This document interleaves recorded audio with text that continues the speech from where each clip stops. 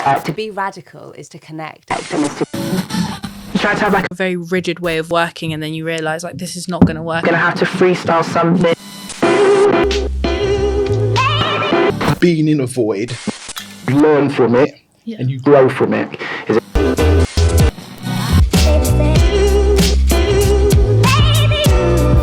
Hello and welcome to Trash Club's podcast Behind the Bins, where we take a deep dive into the minds of creative leaders and thinkers. Trash Club is the global community and professional network bringing together independent creatives from across the globe. My name is Katy Mason and I'm the co-founder of Trash Club. And if you'd like to learn more about our community and the amazing work of our members, you can check us out on social media at Trash Club Hub or via our website www.thetrashclub.co.uk. So with that being said, let's get on with the show.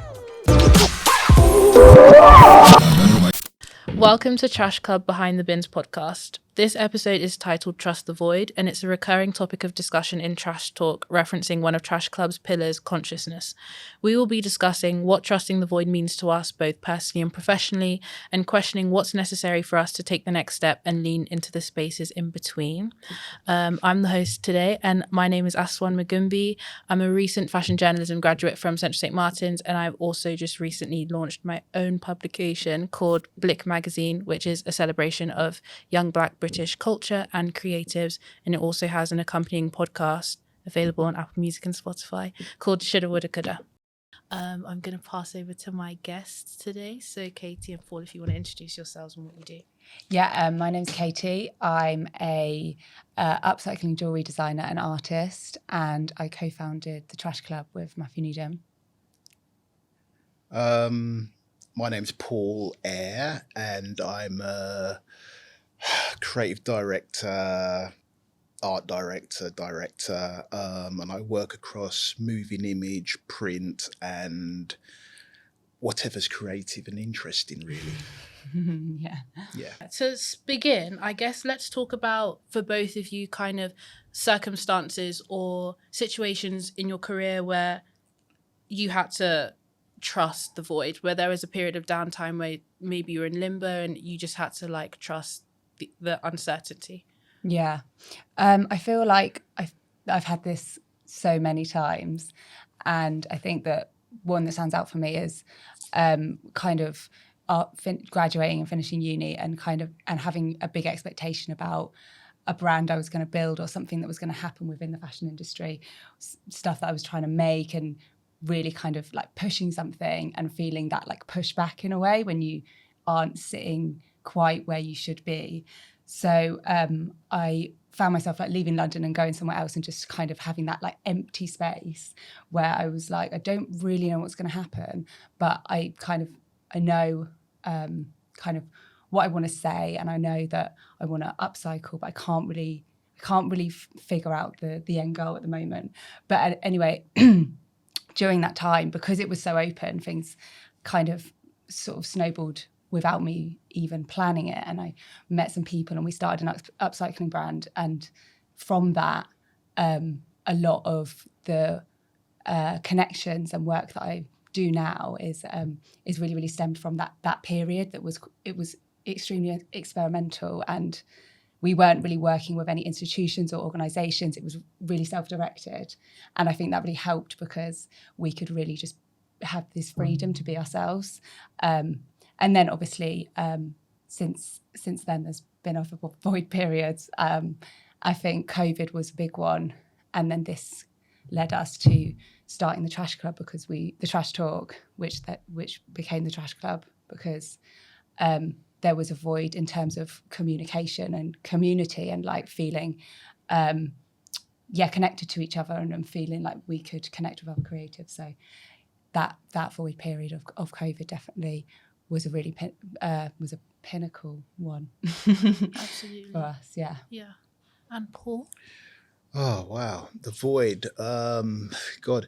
I mean, I suppose, because I'm like, I suppose, a little bit older, or quite a lot older, I've had to kind of step into the void or voids quite a few times in my career, really. I suppose the first kind of void that you kind of fall into or step into, I should say, is I suppose when you sort of first graduate, and I think it still kind of happens now, but back then, sort of like mid to late 80s, I don't know, giving my age away, was one of those things where, you're kind of sold this myth that you graduated and you kind of like walked straight into a job, into a studio somewhere. And it was one of those things where, for myself and also a couple other people that of my contemporaries, that wasn't the case. So you spent like, I don't know, a year, 18 months kind of freelancing, doing sort of part-time things and various other bits and pieces before you actually kind of like landed stuff. So that was my first kind of like void experience. And then another subsequent one was when I used to work for breakfast television, TVAM. And I was there for a few years, and it was one of these things where I did my time there. I wanted to leave, but this was at a time as well when the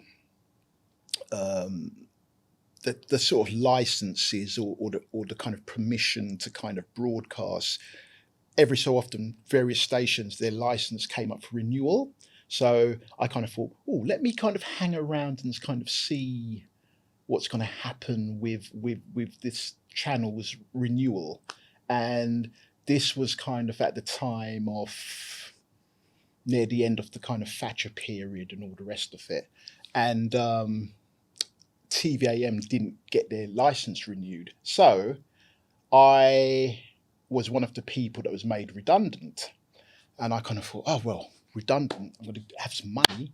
But at the same time, it was the case of like, it'd be nice to have something else lined up.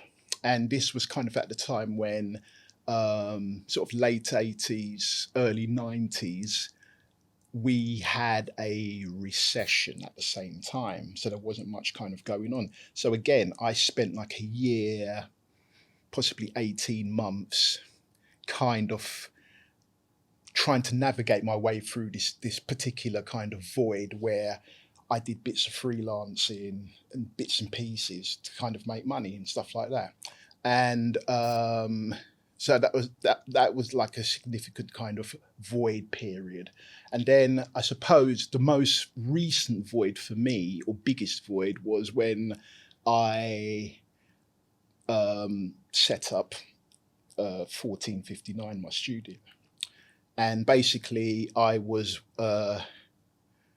working at Nickelodeon, and again, there for a considerable amount of time. And then I got to a point where I kind of thought to myself, you know what, I've done this. I can't face doing another, I don't know, thing with the Rugrats or something like that. You know what I mean? I've done it now. And I just thought to myself, you know what, now's the time to kind of step off, jump into the void. And it was also as well, I suppose it was a bit of a midlife crisis as well, to be frank, because I think it is a thing.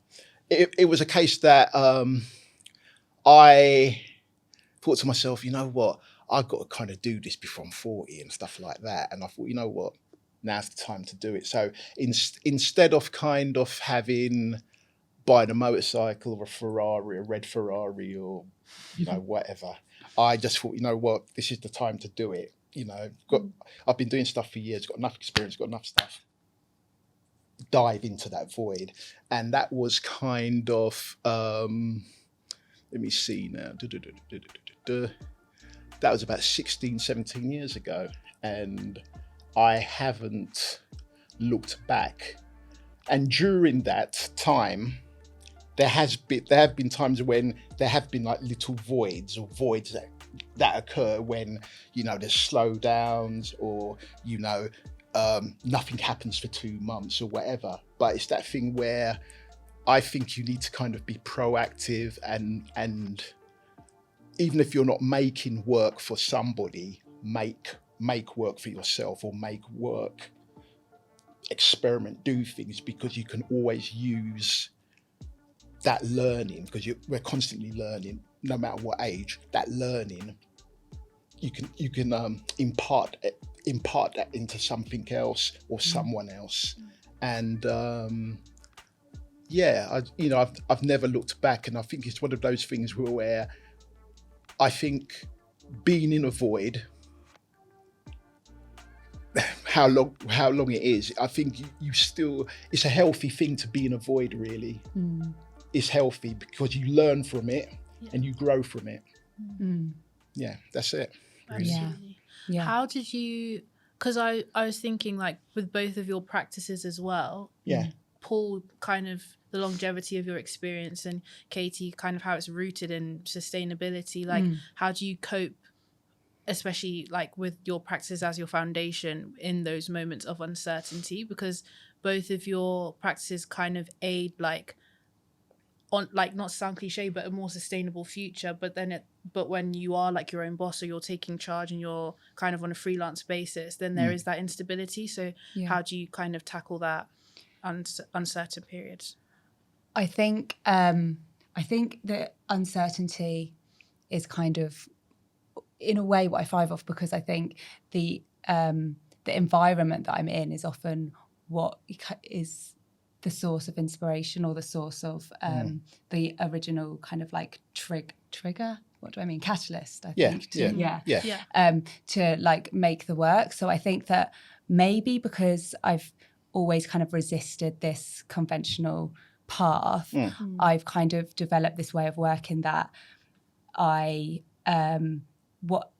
can be extremely resourceful in those moments. And for example, when I started the jewellery, I was just living in an attic, and it was tiny, and I really didn't have any space, and it was COVID, and it's just easier to work small, and I was finding the things outside or whatever. And so I think that I really thrive off that, like, how can I make this work attitude? And I kind of like to strip it back to, like, what happens if there's like nothing, there's like those kind of like those self-inflicted voids you're talking about. And so, like, put myself in that position where I'm like, recently I went on a camping trip, like a really long walk, and the idea was that I was just going to make like all my necklaces for the next show, like, along this way. And I was like, how can I do that when I've literally just got everything on my back? In a way, that was obviously a bit extreme. You don't have to do that, but I think, I just try and use it to my advantage in a way. And there's been times also where, maybe I haven't had the time to, like, sit in the studio or sit at home or go on these walks and do all that making. But if someone gives you the space, like, oh, can you just like curate the show? There's actually no money, like, not really that much money though. But so then you're like, oh, this is sick. How can we like do that still? How can we still do that anyway, even if you don't have the money or the time or the whatever? How can you still somehow make it work? And that's what I find really fun, and that's what I actually thrive off. So I think it's just all become part of the process. Absolutely. Yeah. Okay. I think it's the same thing, really. I mean, I sort of take the attitude as well of a kind of fly or die, eat or be eaten type of attitude, even to the extent where not being like competitive, or you're going to kind of roll over people or whatever, but you have to kind of make good with the things that are in front of you. So it's a bit like if you, I love analogies, so I'm going to use an analogy. It's like if you've got no money to go to Sainsbury's or a supermarket or whatever, and you've only got a few things in your cupboard, your pantry or your fridge, you can still rustle up a meal or something out of what's in your cupboard or your fridge. It doesn't have to be this perfect thing or whatever. You just need to be kind of resourceful and kind of work with what you have, basically. And I kind of apply that with whether it's something, if I'm working in a kind of analog space or a digital space or whatever kind of software you're working with, you know, I'm quite into the idea that, how can I put it? Breaking the conventions of something, if you know what I mean. You know, if there's always a workaround. Yeah. You know, so Yeah. it's just kind of being resourceful and kind of using your noggin and just applying yourself. And the funny thing is, as I keep saying, we're constantly learning, constantly kind of taking in bits of information or whatever. So it might be a case where something that you've experienced in the past or you've seen someone do, you know, we kind of learn from osmosis. It's that thing of kind of like, well, you know what? Oh, I can apply that past situation to this current situation to make X, Y, Z. And you just got to have that kind of thinking and have that kind of resourcefulness about you. And then I think that void space really informs your practice, and it could even inform the aesthetic and the process and the people and everything. And so then you can really, when you have that attitude, like there is a way, it might not look or be as that thing that was happened before or was done before, but there is actually a new way of doing it, and you're not going to find that out unless you're in the situation where you do have to be resourceful. You kind of have to learn how to be resourceful in those environments, I think. Yeah. It's a bit like if you were kind of let me think, working in film or a film context, and basically you wanted to do a tracking shot, and you know, you've got no budget, or you've got very limited budget, you've got no money for tracks, and a camera assistant to whatever. So what do? Use a shopping trolley. Yeah, you know? exactly. Use a pram. Yeah, use whatever exactly. to achieve your goal. Yeah, basically. Absolutely. Yeah, absolutely. It's all about improvisation. Exactly. Jazz, playing jazz. Yeah. It's jazz. Oh my God, playing jazz. Yeah. No. Do you ever feel like maybe kind of your leap into the void maybe came a bit prematurely, or it was like a slow burn? Like, because sometimes, or for example, where I'm at now, I feel like, especially as a journalist, I've kind of been thrust into freelance immediately. Yeah. Because maybe it's a safe bet for now. And so, I'm just wondering kind of how you tackled the timing of being thrust into the void. Interesting. I think in your kind of context, I think journalism is one of those things where, you know, let's be real about this. I think being like a staff journalist is almost something that's almost kind of like it's been eradicated. It's been eradicated the last few years, or quite a few years. Yeah. You know, it's one of those things where I think that you know, we're not buying as many newspapers as we do, or magazines or whatever, even though fashion magazines, there's been kind of like a resurgence in kind of fashion magazines and kind of lifestyle magazines. But I think for a modern journalist, I think you're going to have to be freelance. And also as well, you've got the thing of kind of like AI that's coming into things as well. So I think in terms of sort of newspapers and stuff like that, all the kind of short stories and kind of, you know, cat stuck in a tree, or all those kind of bloody stories or whatever. Oh, I said bloody, sorry.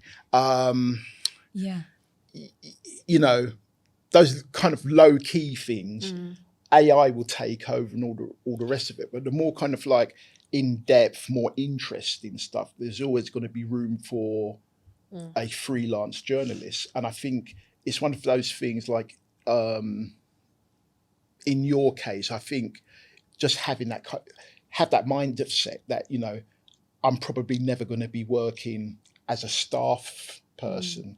And it also as well, it depends on your temperament as well, because some people, well, quite a few people, I suppose it's the way we've been conditioned, is that, you know, you get educated, you get a job, staff job somewhere, and basically you get paid weekly, monthly, on a salary, and you do that for X amount of years, and that's it.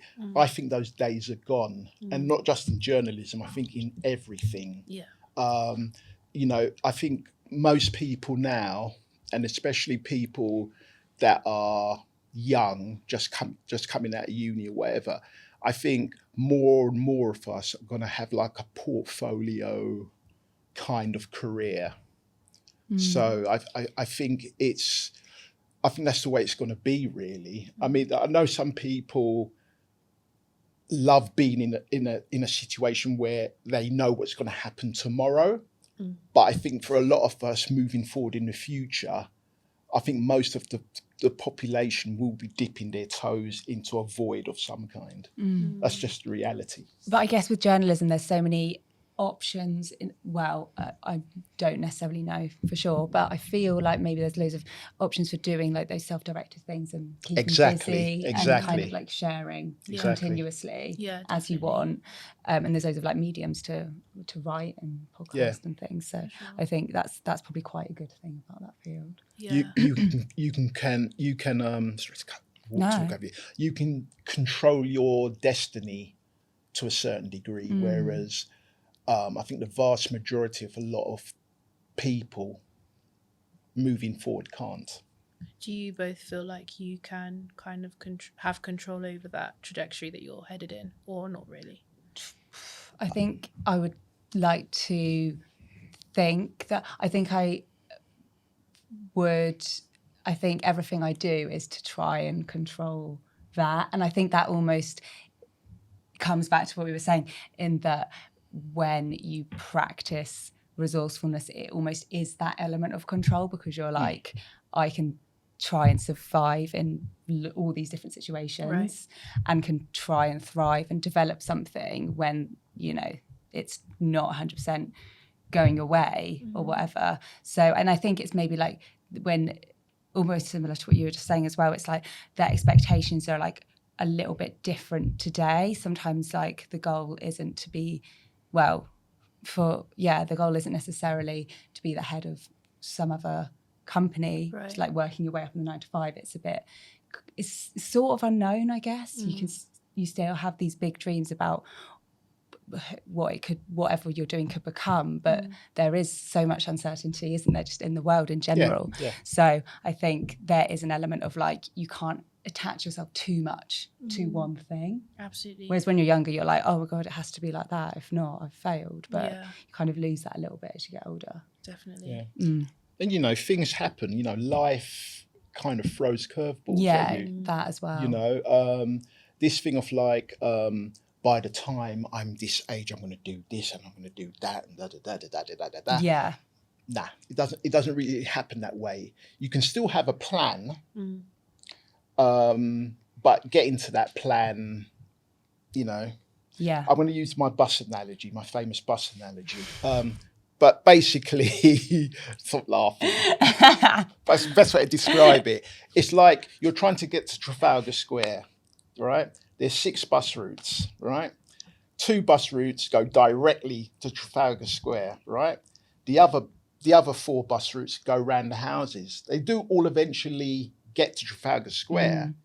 But what I'm kind of saying is life isn't a direct bus route, you know, for most people. And I think we're kind of, I suppose, probably through fairy tales, through television, through all sorts of nonsense, everyone expects things to be a straight bus route. It isn't, you know.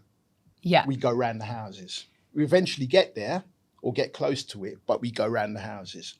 Absolutely. Yeah. So that's where I look at life, really. Yeah.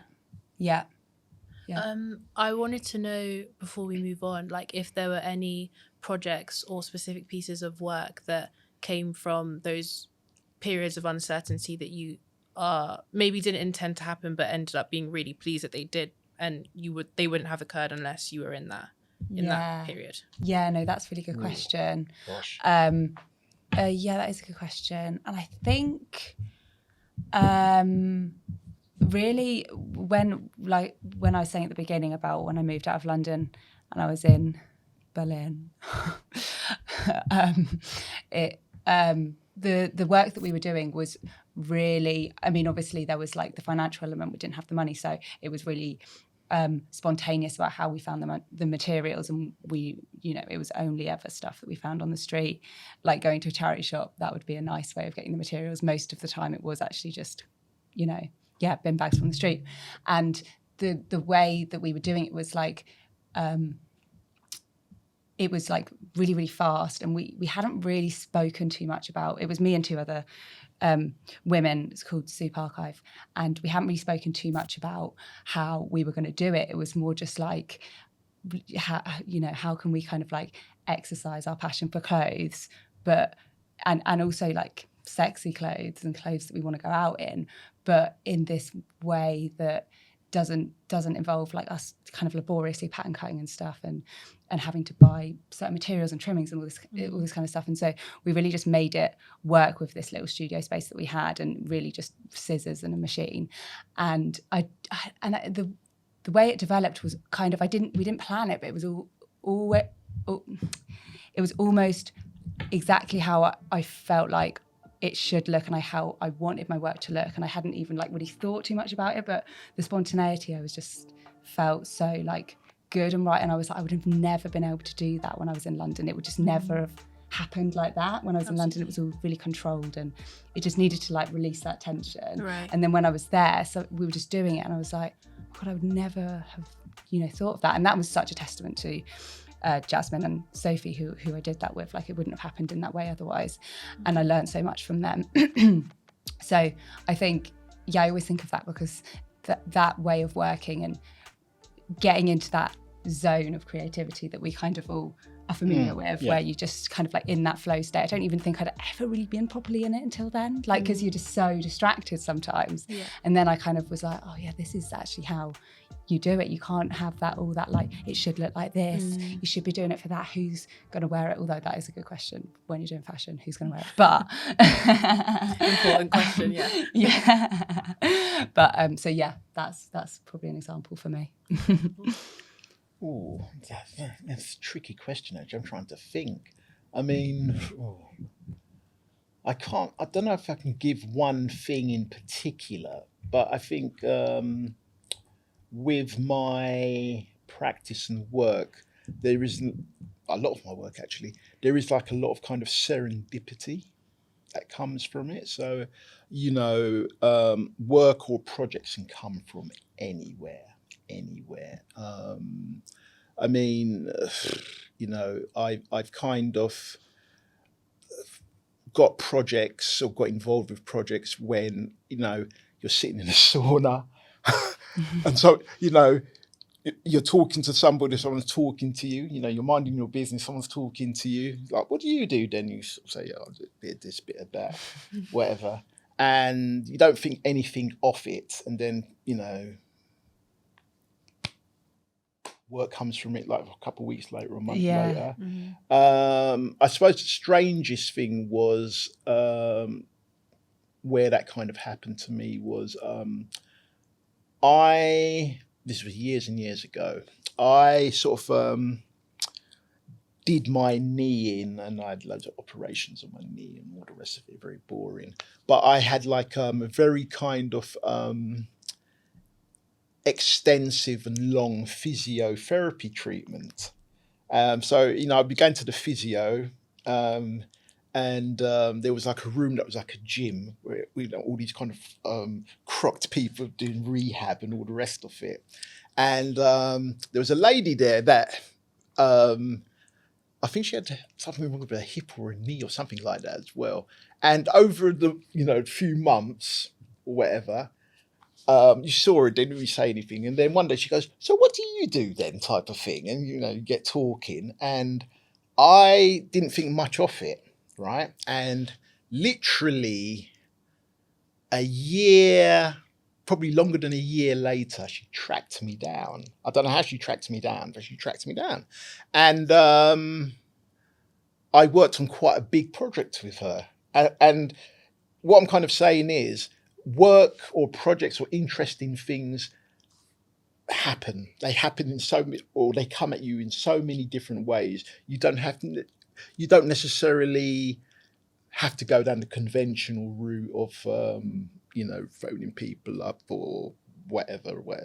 Work just comes from different things. I've had work with projects again, in the supermarket, minding my own business.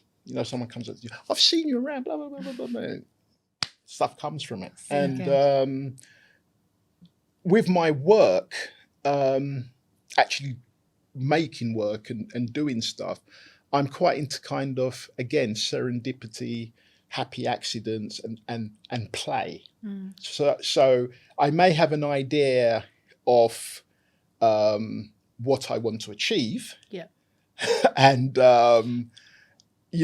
at a certain look, but sometimes it doesn't necessarily happen that way. And you don't know how you're going to get there, so you kind of just have to be open to something stepping in front of you. Exactly. And I'm quite into the glitch. I like glitches. And sometimes you can get a glitch which basically messes everything up. Almost swore just then, messes everything up. Or sometimes you get a glitch and you go, oh, that glitch has improved something. Yeah. And that's my kind of philosophy with life, work, producing work and whatever. Yeah. Embrace the glitch. Definitely. Yeah. Makes it interesting. Yeah, absolutely. Yeah. No, I think, I don't know, especially in my final year of university, that was just, you try to do it so, like, you try to have, like, a very rigid way of working, and then you realise, like, this is not going to work. At some point, I'm going to have to freestyle something. Yeah. Like, I'm going to have to, like you said, kind of, like, give into the glitch, and that's when you actually get the most, like, fruitful and kind of abundant creativity from it, and you're, like, accidentally meeting someone who's actually, like, sparked a new interest or idea. So it's exactly, it is, I think that is one of the blessings of, like, kind of just winging it.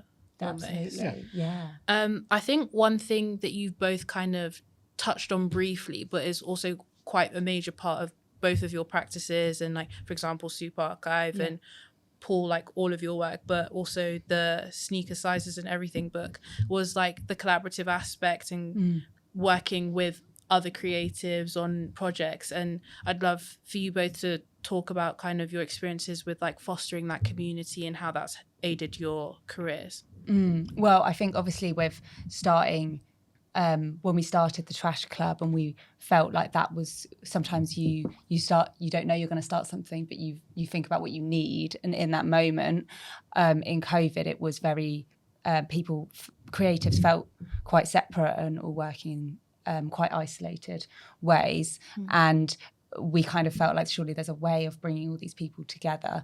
And a lot of freelancers and freelance creatives are a lot of the time going through similar kind of, like, ups and downs, not at the same time, but, like, they can relate to each other. So what's a way where we can kind of bring them all together and make you feel like you're not alone, and it's not an isolating experience. So I think starting, oh my God, I forgot the question. Kind of how you tapped into that collaborative the collaboration and how it aided your career. Exactly. And obviously, that started with a collaboration with myself and Matthew, but then the whole thing is a collaboration, because all the people that we've now met from this, we didn't know we were going to meet all of these people. We didn't when something's very organic, you don't necessarily plan exactly all the steps. You just kind of, especially when it's to do with people, because you're like, oh, that person does that. Well, maybe we could do that. Maybe we could have a conversation about that. And it kind of just flows in this way. And that's what's so great about collaboration, is because you can kind of just be open to what other people can offer and what other people have experienced and all this kind of stuff. And I think that, that's what was so kind of, like, obvious with the Trash Club. And when you have events, and you can then they can bring their people and they can bring their people. Well, networking, that is, isn't it? But there's, like, a kind of, like, a very wholesome way of networking. Absolutely. And it's like friendship and all of that. So collaboration is really, people are everything, really, aren't they? In this kind of industry. Exactly. Absolutely. Exactly. I mean, I totally agree. I mean, the whole kind of trash club thing has been I suppose I'm not just saying it because I'm on here and there's a few people in the background and stuff like that. But it's been a blessing, I think, for me personally. I think it's a blessing because, again, it's that thing of like, meeting like-minded people and everything. And also as well, it's kind of like we all have the same anxieties. We're all in the same sea. We're just in different size boats and different size boats or ships or whatever. Yeah. And what's kind of good about it is because let's keep it real. I'm old, right? I'm getting to the end of my career, but you've got people that are just embarking on their careers, and it's that thing where no matter what age or where you are in the food chain or your career, you still have the same anxieties, the same sort of thoughts about things and all the rest of it. And again, it's another place where, because we're kind of having this kind of ongoing dialogue and we're exchanging our kind of feelings and our thoughts and all the rest of it, and sharing those thoughts and feelings,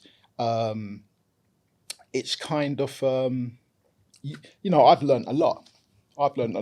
I try to impart, I suppose, my thoughts on things, and sometimes I don't know, be a reality checker in some cases. And what I try not to do, and I hope I don't come across that way sometimes, I'm very mindful of it as being, oh yeah, you've got this older person, these young people don't know what the hell they're doing, and very absolutely condescending not. and patronizing. No. And what I find as well is that it's a two-way street. I can learn from them, they can learn from me, and it's that thing where it's, in certain situations, I can't compare my given or lived experience to them, or vice versa. Sometimes when you're watching the television or the news or listening to the radio or whatever, and I'm kind of like using the cost of living or the kind of housing crisis as an example or whatever, and you got people that are my age, Gen Xers, who should know better. We're not even boomers, we're Gen Xers, we're younger. They're kind of going, oh, these young people nowadays, they spend money on Netflix, everyone's got a mobile phone, they eat avocados, they have more than one holiday a year and all this kind of rubbish. And you're thinking, or, when I was their age, I owned a house, or I bought my house and I did that and the other. And it's like, well, no, you can't compare your time to their time. It's different. It's different. There are some similarities, but it's totally different. You can't compare the two. Exactly. They're like two different time voids, honestly. Exactly. Because I'm sure, like, when you were in that period, you felt like this is the unknown, and now I'm Gen Z, but like it's also like a period of unknowing. So it's just all relative as well. Yeah, it's all relative. So you can't compare the two. So what I'm saying is, I'm open to learning about the youngers, and I like to think they're open about learning from myself and some of the older heads in Trash Club. So again, that kind of builds community, because community isn't just one homogenous kind of group. And I know I went off your question slightly, but going back to the thing about community and building community, very quickly about sneaker size and everything, that was a whole idea that got out of hand, and that happened by serendipity. Someone spilled black coffee on my shoe. I was annoyed. I said something else, and it was just an idea that got out of hand. That's literally what happened. Yeah. And sometimes that creates the most interesting work. And I mean, in terms of like community and networking, when we did that book, there was a lot of people that were kind of just starting careers or just mid-careers. And now they're kind of, vice presidents of this company, art directors of this fashion house, blah, blah, blah, blah, blah, blah, blah. And that's all in the space of like, 20 years or whatever. So it's that thing of like, how can I put it without using another analogy? It's like leaving it open in a way. Yeah. And I feel like if you know, you know your like message, and part of who you are and how you want to maybe come off the path or whatever it is you kind of want to do, but you don't have that like. Sometimes people think it's bad, I think, not to have this like extremely clear like checklist of things. I don't think that you always need that. I think you just kind of need that like ownership over the message that you want to put out there, and then kind of things come into that void space. Absolutely. And you're like, oh, that is what I meant actually, even though you were like, oh, I didn't never actually plan to do that. Like for example, this, the trash club, but it's like, that is what I meant when I was kind of like thinking about what it was I wanted to do, or how you wanted to help people or bring people together. So yeah, I think that's why it's so important to sometimes have those self-inflicted void spaces. Definitely. Even if it's like, oh no, it's scary, like on edge. But I think that's like you saying earlier, like that is actually when you learn about about yourself and what you can do. Yeah. Absolutely. You have to grow, and it's like, another analogy. It's like Vikings or whatever. They'll land on a shore somewhere, burn the ship. Oh yeah, whatever. That's a good one. I like that. Burn that ship so they know they can't go back. Yeah. But they got to move forward. Yeah. By hook or by crook. Ships. Yeah, and you just got to have that kind of mentality, but in a conscious way where you're not harming people, not harming things, not rolling over people. Yeah, for sure. Have that ambition. I think that's the beautiful thing with like a space like Trash Club. It's that it is just loads of people wanting to, if not help each other, then they're kind of like helping something or someone, or even like the next generation of creatives, and like just ensuring that there's a community of people doing what they love, but also like they're covered and it's stable and they can actually pursue it kind of without worry. Exactly. So as we wrap up this episode, what's one piece of wisdom or insight that you would like listeners to carry with them about trusting the void and kind of embracing that uncertainty? I think just that sentence, trusting the void and embracing it. But I think to not run away from those times or those moments, and to kind of, not is to kind of like feel that scared feeling or that uncertainty, and not look straight away to kind of external measures to like make you feel validated, I suppose. Well, absolutely. We all know we all want to do that, it's fair enough, but I think if you can sit with it and think what you really, really want to get out of your career or whatever, or really what you want to say, then and if you just give yourself that time, if you can. It's obviously super difficult, you can't, there's money that needs to be made and all this kind of stuff. Absolutely. And so it's obviously not easy, and that I would never advise someone to just